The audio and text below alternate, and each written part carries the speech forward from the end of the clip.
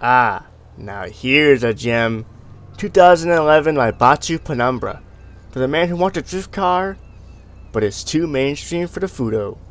I wonder if you know how they drive in Los Santos. If you've seen, then you mean it, then you know just where to go. It's the Penumbra! Drift, drift, it's the Penumbra! Drift, drift.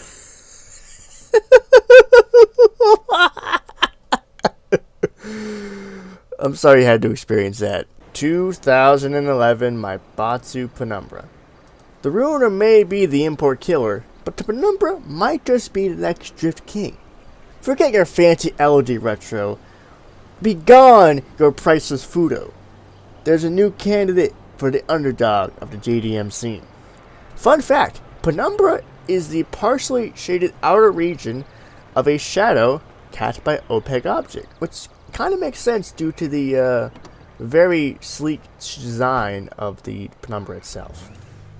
Since the Penumbra was recently quote-unquote re-released in the After Hours update, I thought, hey, let's do a double After Hours DLC-esque video and do the Penumbra. High-performance compact car for the kind of person who drifts around corners with a baby seat in the back. Recently discontinued, so it may be worth waiting a decade or so for it to become ironically cool. GTA 5 was the debut title of the Penumbra, so sadly there is no history on previous versions. However, the design is clearly based on the North American styling of the 2012 Mitsubishi Eclipse. According to in-game badging, the Penumbra sports a turbocharged 2.6-liter engine, what I'm assuming is 24 valves. If that's the case, I can only assume the car is meant to have a inline-6 engine, very similar to the higher-end variant of the real-life counterpart. The model, however, is a V8. I can only chalk this up to developer oversight, so from here on out, it's an inline-6.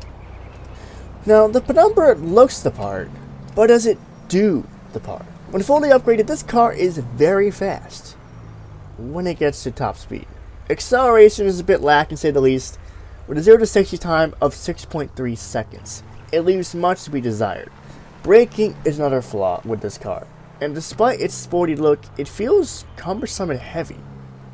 Strangely enough, the Penumbra is rear-wheel drive, unlike the real-life counterpart, and it actually handles quite nice, making a good choice as a drifter.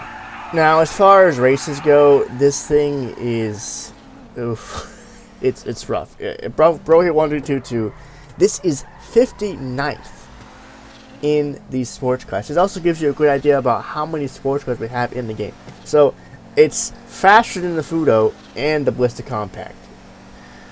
I've never used this in races, so I can't give you my honest opinion. But honestly, I would not put this in a race. It is it's more of a for fun car. You know, it's like the Fudo. Like they made the Fudo into a It's for fun, you know. It's a fun little car, but I would not recommend it in competitive game modes. Despite the, slow acceleration and all that, is the Penumbra the JDM Underdog? Is this car the next Drift King? Honestly, it's a good candidate. An excellent choice. I've actually done my car to look like a Mitsubishi Eclipse owned by a local in my town. Although not the same generation as the real-life counterpart, I think it's close enough.